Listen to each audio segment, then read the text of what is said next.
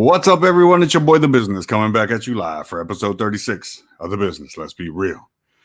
Tonight's special guest, I was lucky enough to meet Jose. We were young when we first met, came up through the ranks of wrestling and went to school together in middle school and beyond.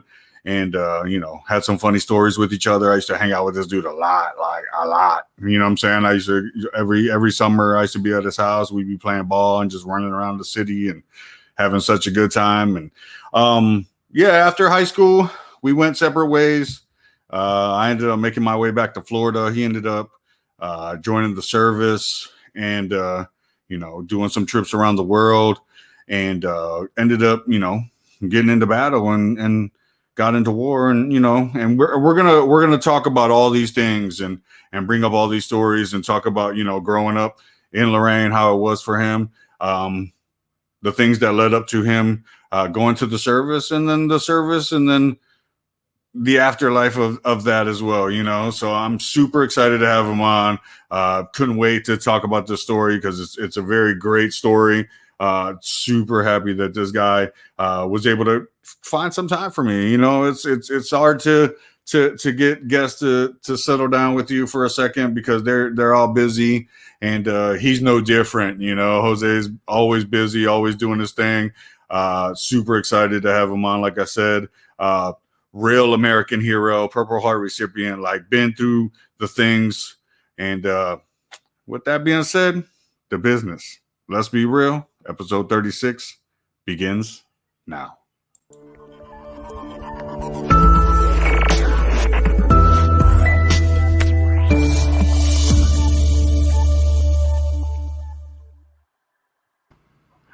What's up, everyone? Welcome back to The Business. Let's be real with special guest Jose Torres. Jose, how you doing tonight, man? Yeah, I'm feeling good, man. Super appreciative that you, like I said, were able to take some time out of your busy schedule, like always, and fit me in and be able to come on the show and talk about life. Well, right now, we'll talk about stuff, what I do now currently and everything else. I'm just blessed to be alive, for one. I'm more blessed to have a great girl next to me that is by my side. Yeah, everybody has arguments whether you're married or not, but I love her to death, and it is what it is right now, man. Just doing my thing. I know you are, and I'm like I said, I'm happy that you were able to come on, able to tell your story. We're gonna go through the whole process of the life of Jose Torres, and then we're gonna get to what it is that you're doing now.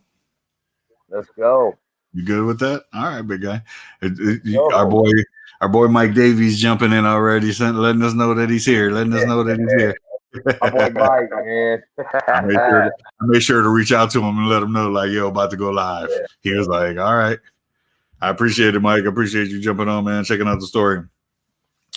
What I usually do, and you and I talked about this, just the other day, is kind of go through everybody's lifeline, everybody's timeline of how they grew up, where they grew up, and then we'll take baby steps through the story of Jose, if you don't mind. Yeah, not a problem. Born and raised South Lorraine, St. Joseph's Hospital, which is I think I was on floor 6, room 377. Even though it was floor 6, it was still room 377. Yeah. It was weird because it's demolished now, and I got a brick from that hospital where I was born. Mom had to take me right before the blizzard in 77 to get me to the hospital when all that stuff had to be dug out. So, I'm blessed to be here, and and everything went that way. That's pretty much it. Okay. Well, born and raised South Lorraine, born in St. Joseph Hospital. Can you talk about the early years of growing up in South Lorraine, like what your young years were like? Because I know you had an older sister, which always kind of helps with getting to know people a little easier because she's already started the process for you. So, and I was kind of in the same boat. I had a sister that was older. Can you talk about what it was like growing up at a young age in South Lorraine? Yeah, well, my older sister, she graduated in '93. I was 2 years behind her. But I remember 30th Street growing up on East 30th, right off 57 over there in South Lorraine. And I say, man, this guy keeps bullying me in school, bullying me everywhere because, you know, between uh, grade school and junior high, I was tiny. I'm talking about 61 pounds, maybe You, 81. I'm like, you wrestled like 80 pounds, I think, ain't it, in junior high? Yeah. Like, So I'm I'm like, sitting you here were laughing. tiny. Yeah, for sure. For sure. So I was always small. And I remember running back home and I say, hey, I talked to my sister. I said, hey, Alicia, this dude keeps bothering me. He lived down on the corner on 29th Street. I'm sorry, 29th. She went over there one day and said, you messing with my brother? They had ice skates in their front yard, right? He said, I don't care about your brother. Dude's bigger than my sister. She grabbed an ice skate, hit him in the head with it. I kept Oh. laughing.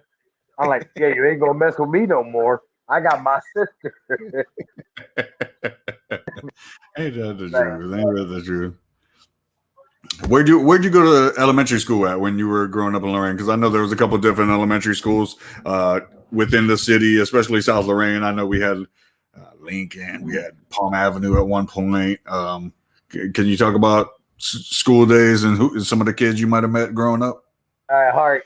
Hey, hi, baby. Sorry, my sweetheart just came outside. I had to say hi to her. Uh, I went to actually went to kindergarten with Dr. Mosley's wife at Lowell. I was a Okay. Lowell leopard back in the day. Um, then my parents moved a lot of times, and they kept going, here and there and stuff like that. And so I ended up at Lowell for a while, and then I ended up at Larkmore on the east side out of the blue, and then I kept going back and forth through different schools because my parents, my dad in the mill was working at the mill and stuff, and they never owned a house ever in their life. Um, so it was always a rental, and the rental person would pick up, and they had to go somewhere else. So I mean, I went to Lowell, um, Larkmore. I remember I went to I never went to Lincoln. I can't remember that one. Why? Even though our whole family was in South Green, but I remember Lowell, Larkmore. Um, I can't remember the one that closed down. I can't remember it. That was That's Palm where Avenue. That was Palm Avenue. no, That's where not I went. I Paul. went to Palm Avenue for kindergarten and first grade, and then Palm Avenue closed. No, I went to kindergarten first and second. I was at Lowell because I was a Lowell leopard. I remember the bus coming out, And that and wasn't far from Palm Avenue though, too. Like they were all like but within then I like went to like yeah, a mile. but then I went to Larkmore on the east side, Yeah, that's what I'm saying. Like more than these. and then I graduated right off of the lake. Um, I can't remember the name of it. It's shaking my head right now. The school slows down now. Oh, After I left well, Larkmore, I went Mike there. Davies is jumping in. He's saying Homewood shut down too. Yeah, I Was went it there for Homewood? one year. Okay. I went to Homewood for one year, but then I jumped out to it wasn't Larkmore. It was right by the little deli, right like one block from I Was it went to Longfellow? Longfellow, John. I see it. I'm But like, was it Longfellow? Yeah. Everybody's chiming in. They're like, "Oh, come on, dude. What was it? yeah, Tell us. We want to know." but anyways, I finally got done, and I came back to South Lorraine. I ended up at Whittier. Yeah. Can you talk then? I guess when we all first got to Whittier, like I came after you guys because I wasn't there at first at point one. I went to Lorraine Catholic at the time, and then Yep. ended up early in that time at Lorraine Catholic, it just wasn't a fit for me.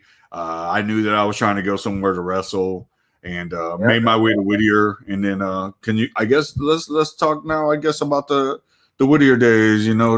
Mike Davies is chiming in. My Whittier brothers. Mary J. Yeah, Mary Miller's like, I'm still here, same block, new building. Yeah, and that's what was crazy is that Palm Avenue. I mean, that was like a nice little property over there. Like I didn't understand why that place closed, but it was it was weird at Whittier because you get to Whittier, you're I say graduating, but you're leaving elementary school, and I had left South Lorraine for so long, I didn't think that anybody would remember me. So I get back to Whittier, and Mike just chimed in. You got Mike, you got Carlos Gonzalez, you got Jason Oriano, Susan, all of them stayed in South Lorraine. I come back and they're like, "What are you gonna do?" I said, "I'm gonna wrestle." They're like, "We're too small to wrestle." I remember this. I said, "Well, look, what's the lowest weight class?" They said like 80 pounds. I said, "Well, I weigh 74. I'm gonna win everything." Yeah. And then I'm like, and then that year, my 7th and 8th grade year, seventh grade, we were actually lucky to be blessed with a crew of 8th graders that were phenomenal too. Yeah. Like, and they were actually like leaders for us. I mean, we had Jimmy James, we had Ishmael Williams, we had Rico Kumbaya. Like guys that were great wrestlers and very good, kind of like mentors from 7th to 8th grade. Like, hey, you guys are good, but listen, this is what you need to do to get to the next level. But I remember my 7th grade year, they said, "Hey, look, you're the lightest one here. You got to wrestle here." I won a city championship back in the day, both years in junior high, won both of them. We left, and I think it was 6 or 7, maybe 8 years running that no, back in the day, it was Longfellow, Masson, all the little junior highs, they couldn't beat us. Hawthorne. I mean, but then we faced in the counties though. We faced Vermilion, we faced Amherst. You know what I'm saying? Like, and Vermilion always had a good team.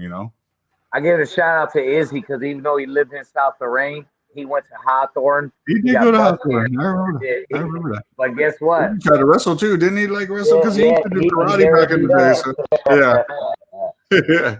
We got Mary J popping in. Mary, thank you we appreciate it. Mary. For life. Blaine Perry popping in. What's up, Jose and Tony? Yep. Are you seeing these on your feed? Oh, I see Blaine. I see him. Blaine was there when Blaine, after all his stuff, he came back to Southfield a couple of years. Yeah. We talked about that. I had Blaine on a couple of shows ago, and like a few months back, and Blaine got to come on and talk about his process, and he talked about bouncing around from all the different high schools and then showing up in Lorraine at Southview. You know what I mean? And I'm gonna get a shout out to him real quick. Blaine doing good things. Me and you, when I was stationed in DC, we had dinner with you and the girl. And you're doing good things with that Sinister Brewery, man. I appreciate you.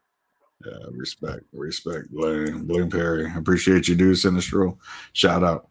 So there's some other people chiming in. I don't know if you know RJ Joe. That's an old buddy of mine. He's from that Oberlin area, actually. I don't know if you ever met. Nah, I probably never had, but good people. So we ended up doing the Southview bit. We had some fun there. And really just, kind of grew together as a cool crew. Like you said, Carlos Gonzalez was there. Jason Oriano was there. I ended up coming along later. And that group of characters were a really tight group of characters at that time in junior high.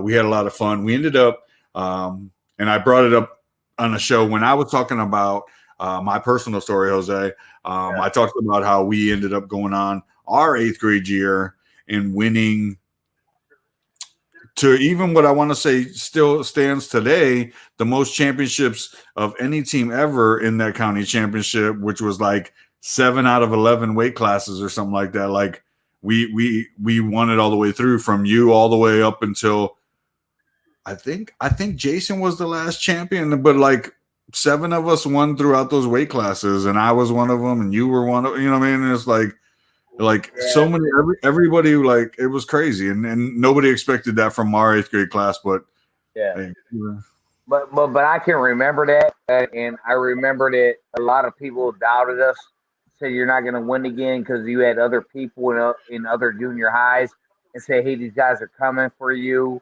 and blah blah blah, we whatever. were very underestimated. We were very underestimated. They said they'll never do it again. They're so undisciplined. They come from the hood. They don't know Hmm. what they're doing. This and this. I'm like, hood. I had to be on before the streetlights came on, or I got my ass whooped by my dad.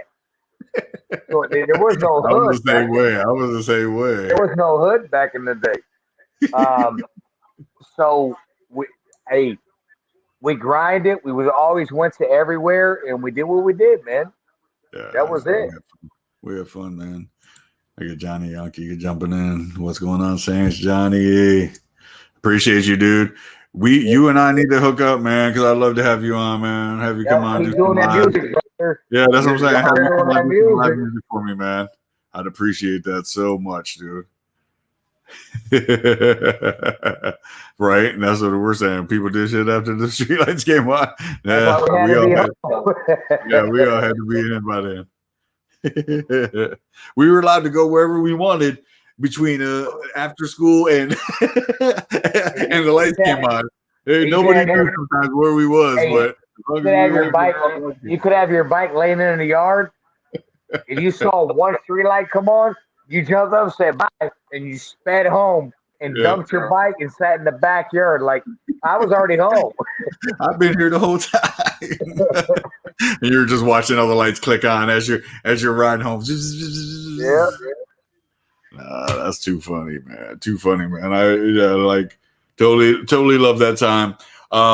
You and I talked a couple weeks ago, and it was funny about the situation when with the levy coming up our eighth grade year, and you knew that some of us were breaking up, especially me. You knew that I was making my way on, and you ended up staying back home and trying to work things out. Can you talk about like that transition from when we were leaving eighth grade to go into high school and the situation with the levy and how like you just held tight and what it is that you ended up doing? I mean, my biggest thing is that like I said, you come from a low income family. You know, I remember taking food stamps to school and selling them so I can get real cash. Um, I didn't. We didn't have money or a scholarship. I wrestled. I wasn't good, but I did win a lot of stuff. Um, so I had to go when the levy came. It cut out a lot of sports, and I said, "Where am I going to go? What am I going to do?" So, I turned my mind to another route and just kept focusing on other stuff. Wrestling was still there because of Dan Turnus, because the levy didn't affect wrestling because it was privately, you know, they had these fundraisers. It was always privately funded. Um, so we always had wrestling to look back on. We had summer wrestling at Oakwood Park up in that barn, um, and everywhere. Camps at Sacred Heart. I mean, so that's what kept me going. You know, Yeah, you know, I wasn't big enough at during those times to play football or anything. There's nothing I could do. yeah, So that levy probably hurt the schools. Like currently, right now, if we had one high school right now, back in the day, do you know how much this city would be even more on the map yes, with the people that went to Lorraine High, Emerald King, Southview, Lorraine Catholic at one school like they have now? yeah. That all That would knew have each other been. but never had We beef. had. I mean, I played baseball with a lot of those guys from around the city. Being able to travel with Tippy, because Tippy was the only travel team, and those athletes from everywhere else were great. And you were like, man, if we would have been able to, Yep. whoa, whoa, for sure. And I mean, I talked about it. And hold on, Blaine Perry's chiming in. He's like, stop, you know, oh, that's actually Bobby. Bobby's probably in, but I'm going to go back to the Bobby situation. He's like, don't sell yourself short, bro. You could wrestle. And that was the truth. Like, I know a lot of people underestimated you, but that was life. We were underestimated our whole time. And then Bobby jumped in. He was like, hey, hometown heroes. This dude right here was one of the ones with us in 8th grade that was underestimated. And he was a county champion as well. Oh, yeah. Like Bobby trained with us. And this kid was underestimated. Like I remember I had to spar him. You know, not spar, but, you know, grapple with him. Bobby was strong for his age, and my little skinny ass was shitty. Yeah, Bobby was super strong. I had no muscle on me. He was strong. Bobby was super strong. Dude. Love that dude. Bobby.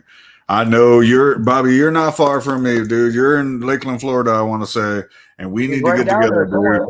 Because I was living in Lakeland, and I've been in Sarasota for like 16 years now, so I'd hardly come to Lakeland, but the wifey's family's still there, so we do make an appearance there, dude.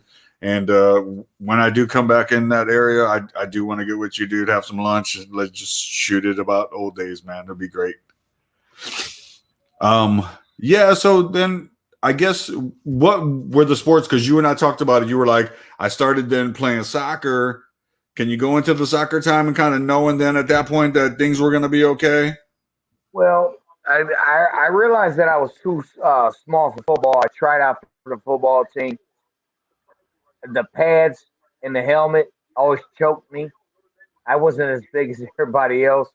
So I said, so when the levy went through or whatever, soccer came back. Okay. So I said, I'm going to go play soccer. I went to play soccer, ran up and down the field. Southview had never had a win in high school in before and after the levy for probably 10, 12 years. We got the first win. That's awesome. I had Bigfoot. I called him Bigfoot, Larry Thomas down in Kentucky. Love him to death. Bigfoot. We had Alan Trey Montana. We had Joe Robinson, who all wrestled also. But soccer, Trey did. Soccer was where you ran. Yeah, you got that cardio. You ran. So by the time John Yonke said he was on that team too with y'all. Who? John Yonke. He said he was on that team with y'all too. He was like, I was on that team too. But by the time we came back to wrestling, everybody else is coming off of football where it's short stints. And when we run for 90 minutes straight, plus stoppage time. Doing something, circling back and forth, and back and forth, and back, and then running and then back and forth, and back and forth. Hey, our footwork was there, and guess what? We didn't get winded. So when Dan and Tommy turned us, and back then we had Mr. Jackson, we had Pepe Ruiz. Yeah. When they said go run, we all looked at each other and was like, okay. Yeah. Because it was nothing to us. Yeah. No, it was a different time for sure. Because I mean, like I said, you guys were doing your thing still at Southview, and I had made a break then for St. Ed's and was over there doing my thing, thinking that what we had at home. Thinking, what was that? That's when you traded.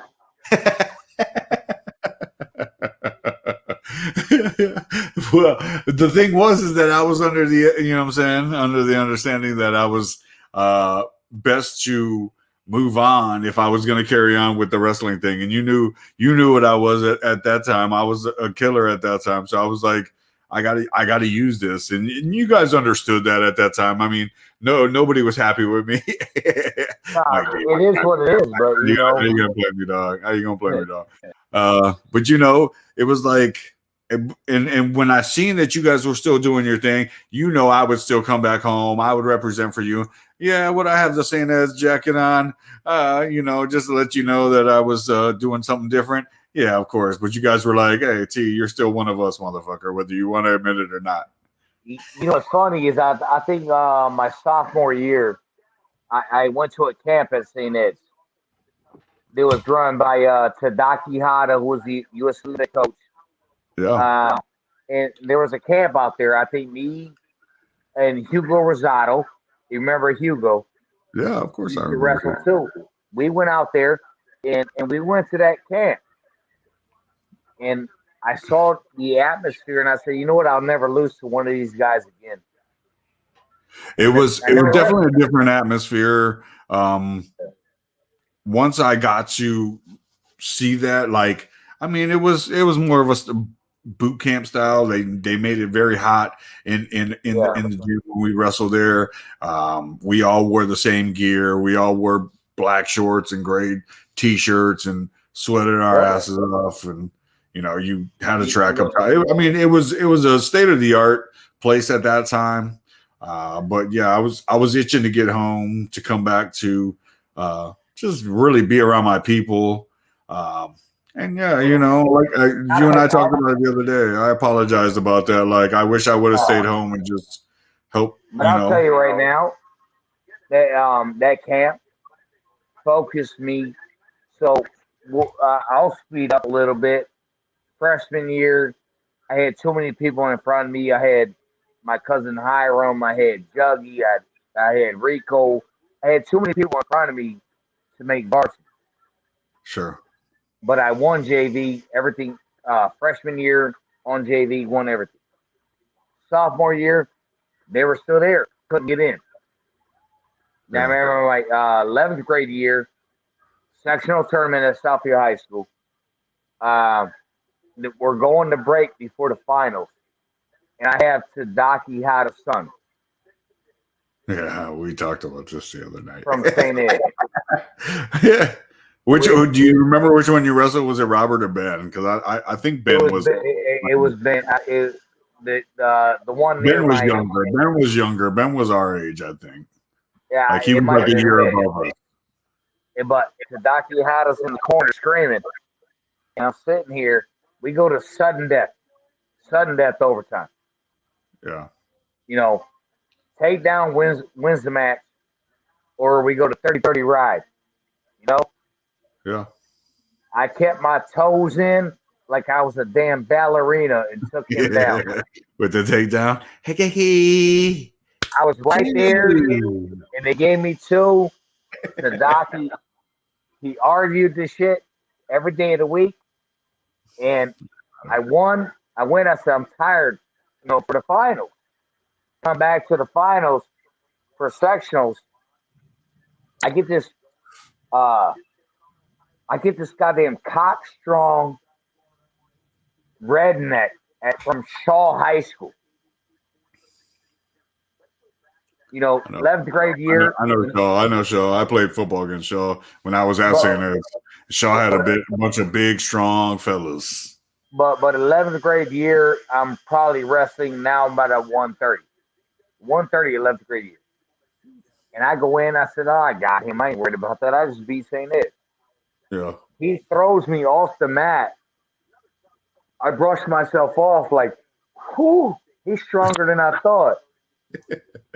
10 seconds later, I pin him, I win sectional title. That's awesome.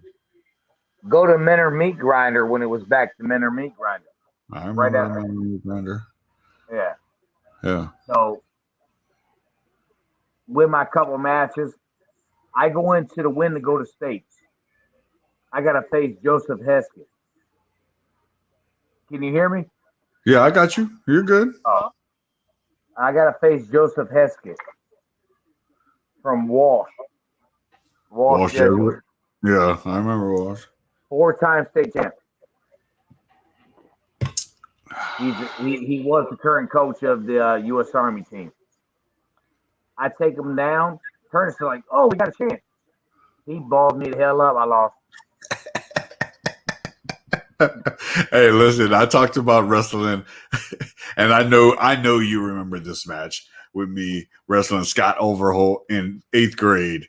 And Scott Overholt was the only person to ever beat me in 8th grade.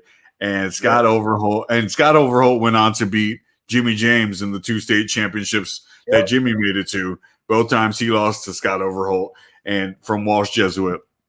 And Scott Overall did the same thing to me, dude. Like, I picked him up, had him up in a double leg, like, yeah, I got him. And he ripped a crossface on me and threw me right to my back. And I was like, and I was like, no. But hey, it happens, man. That's the sport. I gotta switch real quick. Tell me if you can hear me. You're good. You're good. Can you hear me still? Yeah, you're good. You're actually a little bit clearer now because you're tapped into that microphone that's plugged in. Yeah. I had pull those out and recharge them. I'm sorry. You're good. You're good. Bobby was chiming in here and there. He's like, Rico was a beast. He's like, love those men. Appreciate you, Bobby, for chiming in, dude. For real. Like, you guys don't understand. Jose and I talked about this. Like, we've been talking about doing this particular show for months, and Jose, if not a year. You and I have chatted back and forth about this particular show, and been wanting to put it out there. This is, and I want people to understand, like, it doesn't matter how long this particular show goes. This is a show that's always going to be continued. I'm going to always be able to pull him on, and he's going to be always able to tell good stories, and he's one of those characters. Jose is one of those characters that's always got great stories to tell, and you're going to laugh and have a great time, man. Hey, so, high school's done. Bobby's talking about it. I still flopped out more than both of you guys. No, that's not true. No. So let's get out of high school and let's talk about after high school. Yeah, I do want to get to the after point of high school. I guess, you and I talked about in the aftermath of high school that something went down for you that you then needed to look to kind of really grow up and take care of business. Can you talk about? I don't want to put you in a weird predicament if you don't want to talk about the situation, but if you don't mind, let's talk about the situation. I guess that made you eventually look to grow up a little bit. What's your show called? The business. Let's be real. Look, they all know I caught a felony 4 out of high school. Okay. My family don't know that. I talked to some of them that I was coming on to say it, so they weren't shocked.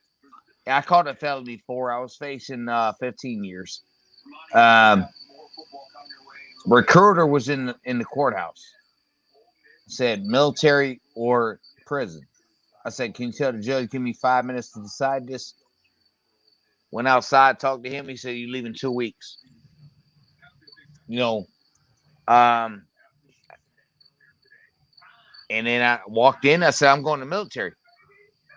And I was already in the late entry program, but that didn't help. Yeah. Because you can still, if the judge says no, you can still be gone. Sure. Judge agreed with it. He dismissed the charges without prejudice. Without prejudice meant that I had to complete boot camp. Okay. I mean, luckily you have never been in trouble before this, so I mean, this was like something that happened. I mean, so sure. So I got done with that, and I never looked back since. That's pretty much it. Okay, then can you talk about the recruiter? Because a lot of times, people that have recruiters, sometimes those guys mean a lot to them in their life. I don't know if your recruiter did mean a lot to you and kind of then help to push you in a direction. Can you talk about what it is that you were recruited, what military branch you were recruited to go to, and then where you ended up going from there? I ended up going into the United States Marine Corps. My recruiter, he was Puerto Rican too. Not from around here. It's just where to get, stationed at. Stations, yeah, for sure. Never talked to him. Got through boot camp. I went to my duty stations, and in 1999, I get stationed in Quantico, and I see my recruiter. He's right there. He's like, I didn't think you would make it. And I'm laughing at him. I'm here. because he wasn't from there. So that's pretty much what it is. Did he really guide me? No, he was, as a recruiter in the Marine Corps, he filled his quota. Okay. I get it. You know, my family and everybody I had back home and everything was my blessing to do what I did. That's awesome. That's awesome. I appreciate that, bro. Respect. You know what I'm saying? I guess right now, before we get into battle talks, can you talk? I'm going to put you solo screen. Can you talk about some of the things you went through early in the military, and then some of the places you were able to go and visit, and some of the things you were doing before you kind of went into the thick of things? If you don't mind. Yeah, not a problem. I got it. Okay. All right. So after boot camp, I went to where I was at. I was at Camp June, North Carolina. I went to Okinawa, Japan. I've been in Haifa, Israel. I've been in Rhodes, Greece. These were all tours that were scheduled for military people. So, you go out there and do what you do, and you just have fun. You stop at a port, you do what you do. But there was a lot of stuff before that happened. I remember one time I was in Mount Fuji, Japan, and I'll wait to say that until Lee comes back on before it happens. But I've traveled the world, seen the world, to come home, visit family. I love my family. I love everybody in the world. But I've seen the Wailing Wall in Jerusalem. I put a piece of paper in there. I've been to Rhodes, Spain, Lisbon, Portugal, Barcelona, which is one of my tattoos came from. But it's just I've been around, and I'm back home now, and people are like, "Why you come back home?" I came back home for a reason. My family's here, and I love my family. My experiences overseas, let me see, being on ship, doing everything we do. My brothers, I love them to death. I love all my brothers. We had our times, we had our differences, just like growing up in high school. You had all your stuff. So it's just a matter of time before you realize certain stuff. I can go back to boot camp. I have friends in boot camp that were in my platoon that we graduated, series honor and stuff. They just reached out to me. And we're all connected now because we want to do a reunion from our boot camp class. So I remember all them guys. If you want to work into, let me see, Okinawa, Japan, their stories for days there. That's a whole nother podcast in Okinawa. Well, that's what I was trying to prelude to earlier, just maybe 5 minutes ago, 10 minutes ago. I was talking about the fact of this story continuing on, like you having so many stories of life that we're going to continue it. You and I were talking earlier about MMA, and I was like, dude, you got to come on, you got to talk MMA with us, like when we do so. Well, yeah. Well, before MMA, before we go there, can you hear me? Yeah, you're good. Before we go there, one thing I didn't say during that was about when I was in Okinawa, Japan. Okay, yeah, go ahead and tell stories about Okinawa for sure. I got sent to Mount Fuji for a training mission, which was friendly before the war. We were around Mount Fuji, me being a machine gunner behind a 50 cal. We had a night shoot. I pulled the trigger, and the 50 cal blows up my face.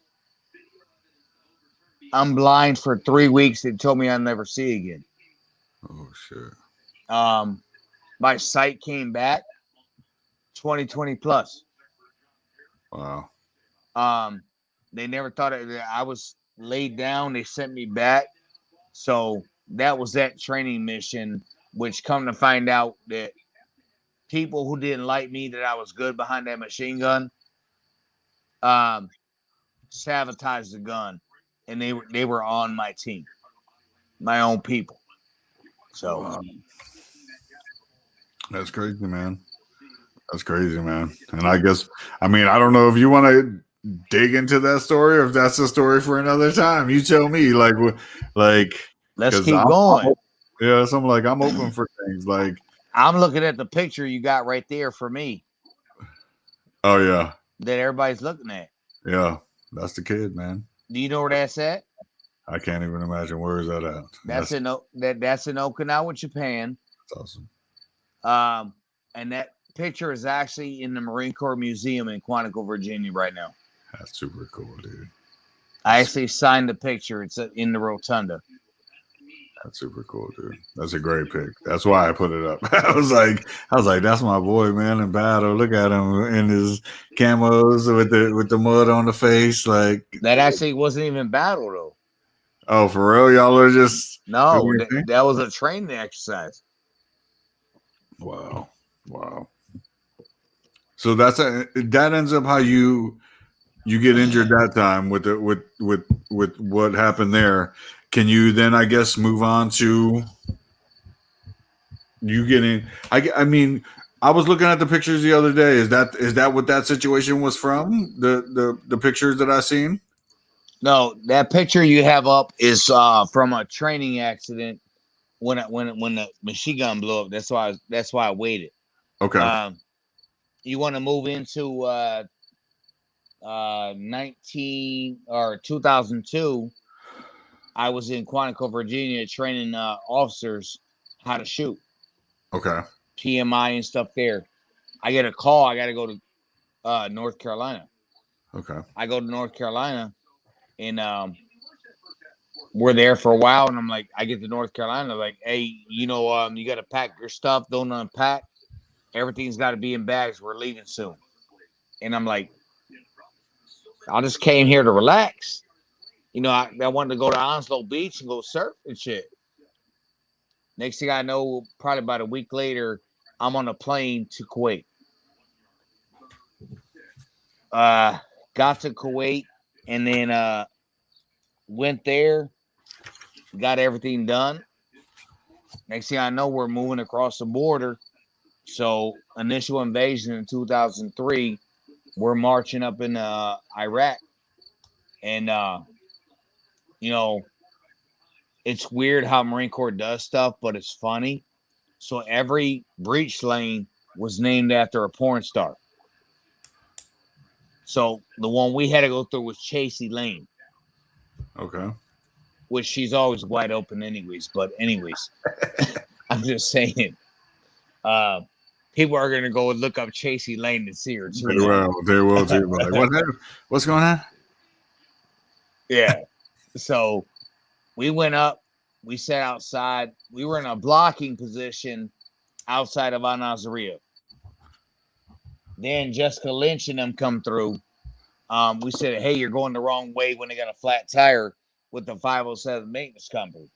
And I'm not telling those stories. You want to read books? There's 5 books with my name in it, and you can read them. The March Up to Baghdad, My Brother's Keeper. I can keep going on and on. This ain't no fairy tale. So we finally go back and we look at them, and they come back to our lines again. We're like, what are you doing? We got a little blocking position going on. And the map we gave them was on the floor. They're stepping on it after we mapped the route. We're like, whatever. No. And it was Captain King at the time. One of us who lost his life, God bless him, from the Army. Because I support my brothers in arms. Said we're good. We said, don't go over the railroad bridge. Go left. link back up with your company. They went straight into downtown. And we're sitting there waiting, and all hell broke loose. We had to go in, get Jessica Lynch out. Captain King was already dead. First sergeant out. We got all them guys out from the 507 maintenance company. It was 1-2, First Marines, First Battalion, Second Marines, out of Task Force Charwa. I have a map still about everything. They were gone, and nothing against her, but the Army did propaganda about her firing her weapon.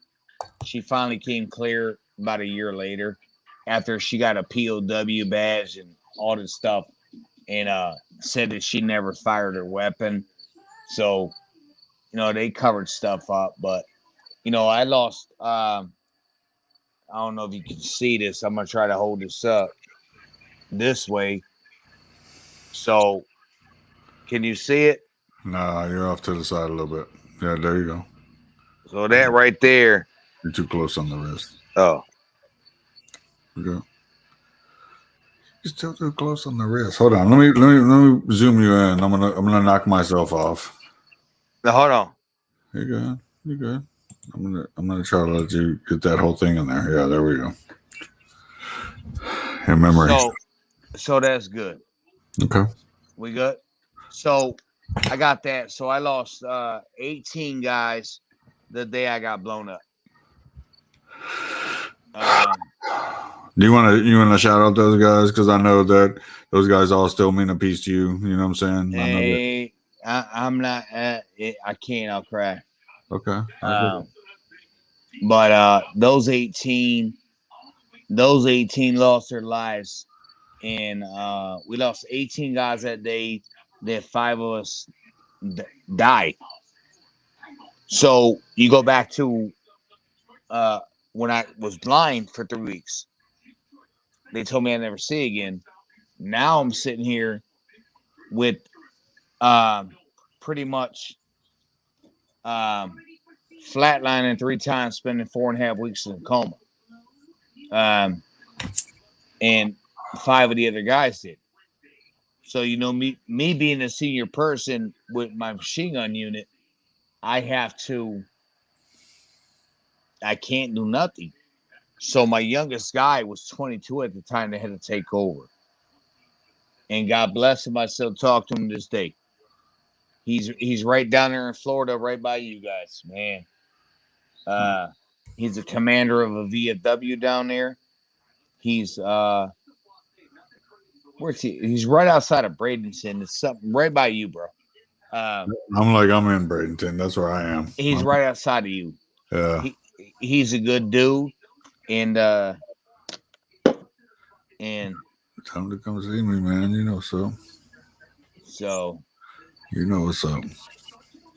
I mean, I knew this was going to be the touchy subject of it all. Like, you and I, this parts and further parts always get touchy for you and I because we're very close to family. I know that you consider those guys your family, those 18 gentlemen that lost their lives that day.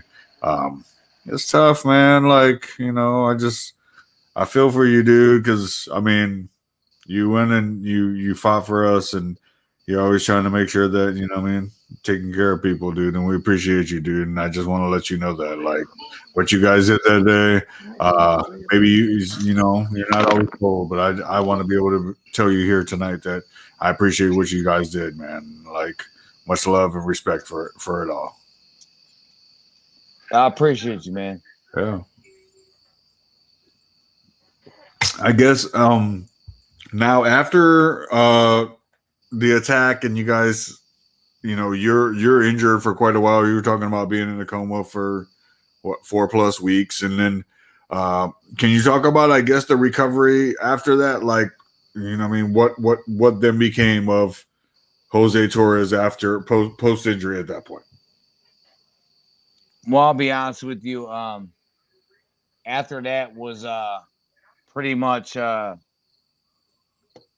lot of recovery, man. I'm sorry, I'm not looking at you. I was trying to put the Florida State game back on. I'm sorry. Yeah, I know. We were talking about that earlier. Yeah. But so I couldn't find it. It's all good. No, you're good. No, so I went into I was laid up in the hospital in a coma for a while, and I was sitting there, and they told me, I got a hole in my stomach where I pretty much shit out of a goddamn bag for a year, almost 2 years. They said it'll probably never get reversed. I said, nah. I said, look, I'm young. When I got shot, I was 26. I said, I'm a fighter. I'm 44 now, but I fought through it. They finally reversed it and everything, but it was a process, man. I couldn't eat when you had that colostomy bag. I couldn't eat a king cone, ice cream cone. I couldn't have peanuts. I couldn't have shit because it plugs up the hole. I fought through it. I finally got out of it. I went back to my unit in North Carolina. Went down there to my back to the unit in North Carolina. Did what I did, and then I got transferred to Washington D.C., bro. They're like, "Hey, you got to be the face of the Marine Corps.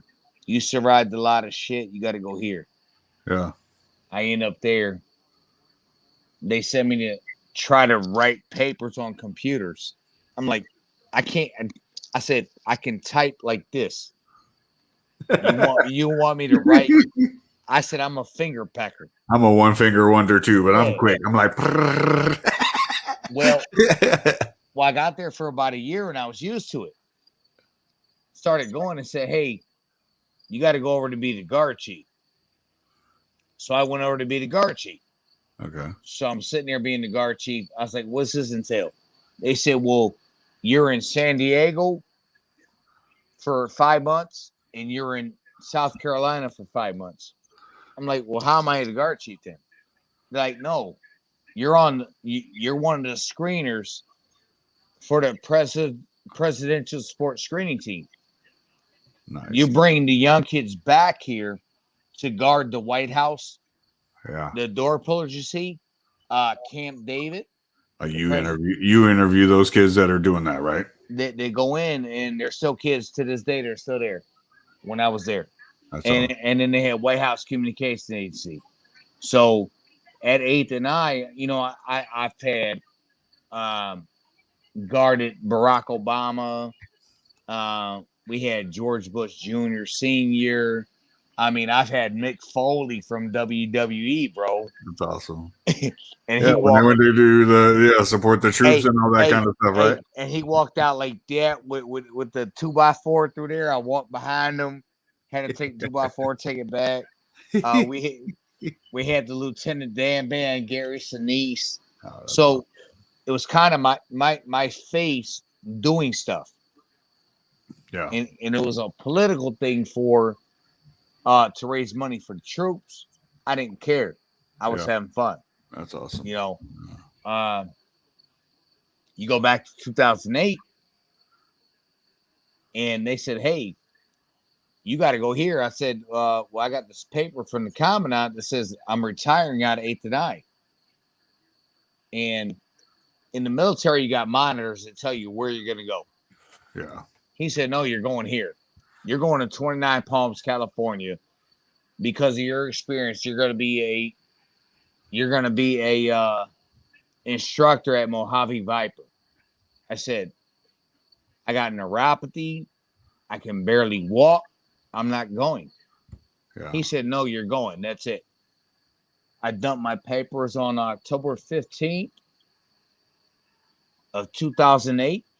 And they said, when are you leaving? I said, I'm retiring October 31. And I retired out the military. And what year was this? 2008. 2008.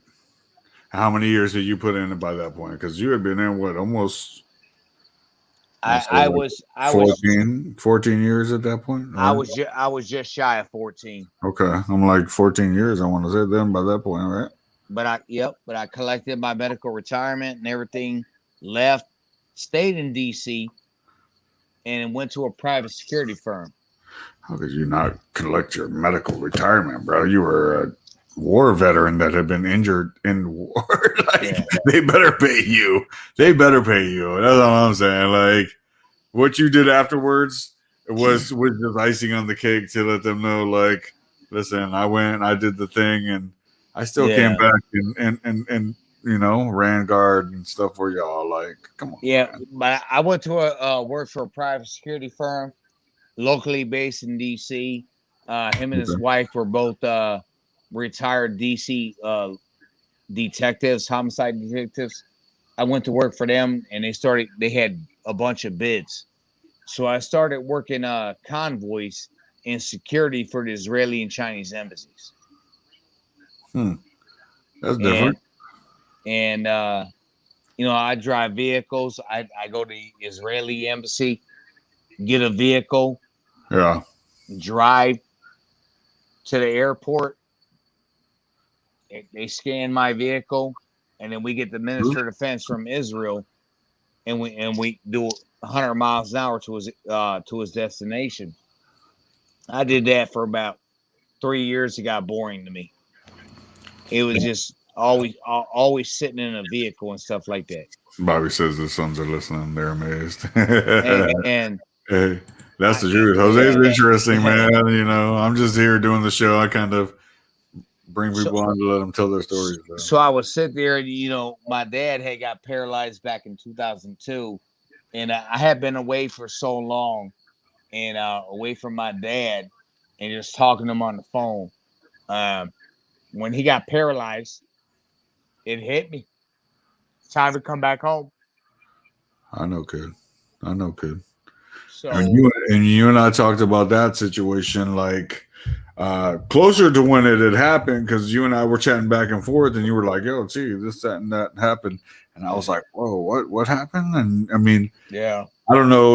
We don't have to go into the story about what happened to Pops, but I've known the gentleman for years, so I had so much respect for the man. Like, I grew up with him, what I'm saying, being around us. So it's like I knew him. I personally knew him.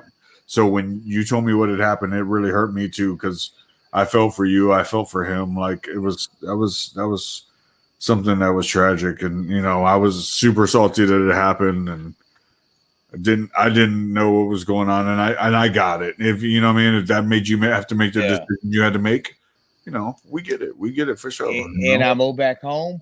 Been here since.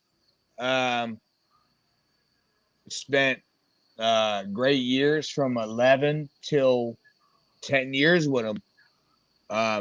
No, actually 9 years till he passed away Thanksgiving morning last year.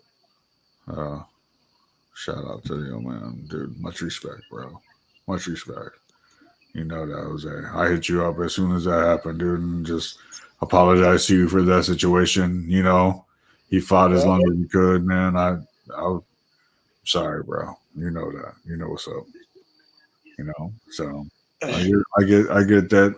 That affected your life in so many ways, dude. Like, it was such a tough time to come back home and try to help Pops out, and then you though came home and focused your energy, because you have a great energy about you, and you focus that energy back into the community of Lorain as well, like while helping your dad continue to live on. You've also been you were also working for these past many years that you've been home on trying to help the revitalization of the city of Lorain. Can you talk about that at all? Well, I started when after all that stuff went down. I was working. I'll be honest with you. I was working at Midway Old Boy as the head chef, making those old boy sandwiches with everybody likes. Well, the old boys. I love that. I didn't know that you were doing that. That's awesome. Yeah. So I walked out of there. I said, I can't do this. I can't be a cook. left there, and I went to got asset protection at Target, and I said, "What do I do?" They said, "Well, you're the only one in the store." I said, "Okay." So I sit in the office, watch cameras, go floor walk. I'll be in plain clothes. They're like, "No, you got to wear Target stuff." I'm like, "How am I supposed to chase somebody wearing Target shit?" Well, long story short, I caught a ring of families. She was 16 years old. I didn't know. I don't know. Sorry.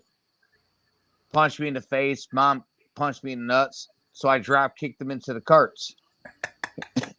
And they said, Oh my goodness. They said, "You're about to face a lawsuit." I said, "Huh?" I said, "Well, here. I fucking quit. You're good. Let them keep stealing shit." So my biggest thing was, my instincts kicked in with my PTSD from the war. I see you and I walk you. I'm taking it back. Yeah. So it all went down, whatever. I quit there. I said, what am I going to do for a living? Luckily, there was a judge I knew. He said, "You know what? You'd be the perfect fit to be a commissioner for Lorain County Veterans Services." I said, "Do I got to touch somebody?" He said, "No. You just got to advocate for veterans. That's all you have to do." I said, "Okay, I'm in." I got in, and that was, I'm in my second term now. That was 9 years ago. I've never looked back. That's awesome. And I'm still doing it to this day. Yeah. Advocating for the veterans of this county, Lorain County, not even our city of Lorain, the entire county. Been doing that. Been fighting big fights. Been doing stuff. I joined the VFW. I've been a district commander for the Veterans of Foreign Wars district, running 25 VFWs up here in Northeast Ohio. I was a commander of the VFW post in Lorain for 5 years. Now I'm the VFW post commander in Amherst. In my second year with them, I got all-state post commander last year. I'm co-membership director for the state of Ohio to recruit new members into the VFW last year. And this year, I'm still in the same position. They keep keeping me. You must be doing a good job then, bro. I would assume that if they keep keeping you, then that means you're doing what you're supposed to be doing, right? I don't know. Hell yeah, dude. I look at it like this: either I'm doing that good or somebody don't like me. I don't know. Nah, you're doing great, man. So many people respect you, dude. So many people appreciate what it is that you're doing, man. And so do I. That's why I wanted to have you come on. You know that we've known each other for, I can't even tell people how long we've known each other, because it's been probably about 37, 38 years, and that's aging us. Because let's see. Well, let's see. We're both 44. I've known you. And that's something like since the Sacred Heart days when we were like literally. Yeah, we're both 44, so take 6 years off of that. Yeah. I'm like, that was when Turnus had the wrestling program on the concrete floors back there. And we used to be a Sacred Heart doing wrestling tournaments and stuff. Like, that's literally like 38 years ago, man. Yeah. That's what's crazy, for real. Like, crazy times. I mean, couldn't wait to have you on, dude. Like, super happy. Look at who's popping in now. Troy Love popping in. Much respect, Jose. For sure. Michelle, she popped in earlier. Saying, so sorry, Jose. I think that was when we were talking about your pop. It's all good, Michelle. It's all good. Yeah. Bobby there. Yeah, for sure. Troy Love was still down in Memphis with his boats and stuff, man. Yeah. I talked to Troy a while back, and he was just, I mean, that's what he does. He works on boats. He's on boats. He lives on boats. Like, that's the life for Troy, man. Super cool. I'm gonna have Troy on eventually here soon because he got to come on and tell his story as well. Troy's been around and done some things. Just like me, he got out, but he came. Yeah. He never came back. I did, and when I came back, I saw certain things that weren't good. Yeah. So I had to try to help fix within the city. Well, that's what I'm at that point right now where I'm going to drop you back to the solo screen again. And I'm going to let you kind of talk about what it is that you've done in the commission, where you guys are right this second, and then where you're looking to go in the future, if you don't mind. And just let you rip and roar for a second and kind of tell people what it is that Jose Torres has planned for them. All right. So this is what I'm doing, man. My whole thing is being a veterans advocate. That's what I'm doing for a living. Can't see no other job me doing something else. So with that being said, if you're a veteran in Lorain County, give me a call. I'm on Facebook. I'm on every aspect you can think of. If you say, well, they don't give me no benefits. They don't do this. Listen, I'm telling you right now, you have more benefits than you think of. You just don't pursue them. Please come out and see me. If you need help in Lorain County, I got other avenues to help you. I can do certain stuff. I have contacts now where I can help people. I help too many people probably before I help myself. But that's who I am. So with that being said, we'll go with that. And if anybody got anything to say, we're good. I appreciate it, dude. Appreciate you coming on, man. Like I said earlier in the show, there's going to be so much more that's going to go on. Like you and I are going to have so many recaps to this particular story because of the fact that, like you said, you got so much to talk about the traveling of the world and all those, you know what I'm saying, with your peoples and what it is that you guys were doing. And, you know, you were even like, hey, that's for another show. We'll talk about that at another time. Yeah. You and I talked about you coming on and shooting about mixed martial arts. I don't know if you want to tap into a little bit about mixed the MMA situation, because we earlier when we talked about it, it was too early to get into that. Now we're almost past that point of the MMA world. But if you don't mind chiming back in on that. Well, I'll chime in real quick. Well, after I was I mean, I can go. I can tell you right now. I tried to dabble in MMA after I got blown up. Met Kenny Florian, Joe Diesel Riggs, stuff. I got knocked the hell out. I'm not gonna lie. But what I didn't tell Tony, and I'm gonna say this now, because this is called the business. Let's be real. Is that I walked on and actually played for DC United. I made the practice team. Nice. and played for an undercard team or whatever under them. That's awesome. So I'm not going to say that he don't know that, but I just said it right now before he closes. That's the good point about this. That's the whole point. Is that every once in a while, I know that people know that I interview people somewhat beforehand. Oh, he died out of me. I'm like, I know people know, and the thing is that sometimes people don't have that opportunity to tell their stories beforehand. You know what I'm saying? And it's like, hopefully he's able to get back in here with us, because I'm like, yeah, he popped back in. So hold on, let me pop him back in so that he can finish telling us. That's okay. No, you're good. You're good. I popped that. You popped out, and I was able to just keep rolling, like, and let them know, like, hey, he might pop back in.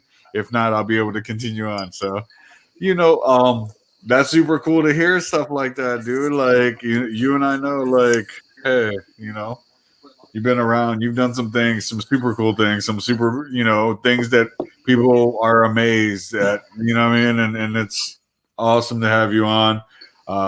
Appreciate you taking some time out of your busy schedule because, like we were saying earlier, I mean, you were at a wedding earlier. You know what I'm saying? You were like, "T, I'm gonna try to hurry up and jump out of there as soon as I can and get on your show for you." But you're busy, and I get it. You know what I mean? If you would have told me, "Hey, not that night," I would have understood. But you know what? You did. Super appreciate it.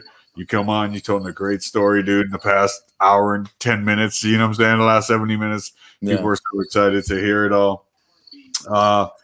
We're at that point now that I want to do what I always do with every guest that I have on, and it's called Pick Your Poison. Let's bring it. Okay. I got no question about that. Go ahead. I'll speak the truth. I'm like, what I do with this is I do an either or and kind of, based on the show facts and kind of the things that we've gone through and just let you pick on what you prefer. And then let you explain it a little bit too, if you don't mind. Go ahead. Okay. The first one is traveling the world or Lorain, Ohio. Can I talk about both? Yeah, you can talk about both, but I'm just saying, which do you prefer? Do you prefer traveling or being back at home? And then you can explain both ways. That's perfect. Honest truth, I'll go with traveling the world. Okay. And the reason I say that, because I've met many great friends that I'm still in contact with in other countries. Lorain, Ohio is because my roots are here and my family's here. Okay, I got you. The next one would be being in the military or being a civilian. Military, hands down. I'd never take it any other way. Okay. Civilians don't understand us. Can you explain, though? Explain. Yeah. Tell me why. Civilians don't understand it. If I go into a bar and I call somebody a fucktard, they don't understand what was that. Well, in the military, we understand what the hell that means.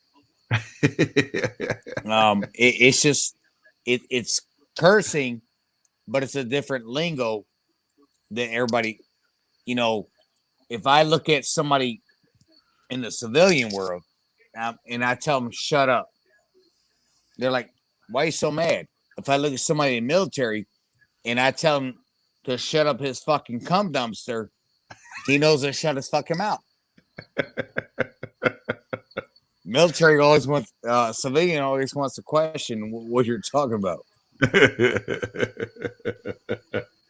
No, appreciate it, dude. And then I guess my last one, and it's kind of a funny question because it's a no-brainer. It's just a rhetorical question. But do you prefer being target security or being in the commission? I'm going to say the commission because somebody might be watching this. But target security, I'd love to keep somebody into the carts again. A good swift drop kick. Oh man, so appreciate you, dude. Couldn't imagine it. You know what I'm saying? Like really, truly, that kid. Like I appreciate you coming in and just being able to just talk about life, and you and I've been doing this leading up to it. That I didn't want to. And it's been a big outlet for me for a while, man. Just to talk about a lot of shit. Yeah, no. Even though I cheered up on certain shit, man. I appreciate it. No, for sure. And that's the thing. I think that somebody had mentioned it earlier in our comments. Yesterday you had posted about going through some tough times and dealing with some things that, some people don't always go through. And what you ended up doing to just kind of give yourself an outlet to where you're not trying to look to do other things. And you've always been able to do that because of the fact that you're always trying to help other people not hurt themselves in any way. Yeah. And I think that's so stand up, dude. Like you're a great person, dude. Well, yesterday I went through it and went to the cemetery and cleared off my dad's grave. my grandparents' grave, my uncle and my aunt's grave, my other uncle's grave, and then my uncle's. They were growing over, so I pulled them by hand and then washed them down with a rag and cleaned them all up. That's awesome, dude. And I'll tell you what, that's so tranquil, dude. And Mike Davies had posted that earlier. He's like, "Thanks again, Jose, for cleaning up the headstones yesterday." And that's what I was talking Appreciate about. it, Mike. That was earlier in the show. I just want people to know that this guy is real. He's true. He's uncut. I've known this guy for so many years in my life. Great person. And I'm happy that you're still here, dude. I'm so appreciative that you are, and you can tell the story, man. And let's continue it, man. Let's do some recaps. Let's get on and chop it up about MMA because, like I said, I know you know some things about wrestling and fighting and doing all those kind of things too, like I do. Yep. All right, brother. I appreciate you, man. Yeah. And like I said, I mean, you guys ever looking for him? He's in the commission, Lorain, Ohio. You got any issues? Holla at my boy. Appreciate you, bro. Jose, dude. Love you, man. Love you take too, care man. of yourself, and I'm gonna do the usual. I'm gonna drop you backstage. I'm gonna do my little final bit of the night, and then we'll chop it up here in a couple minutes after the show's over. All right, man. Appreciate it. All right, dude. Yeah, man. That was Jose Torres. Super appreciative that he was able to come on, chop it up with us tonight. You guys sometimes overestimate what it is that we're able to do as human beings. And, he's trying to let you guys know that, that this is the life he's been through. And we always try to question things from people. But this guy's been through the times.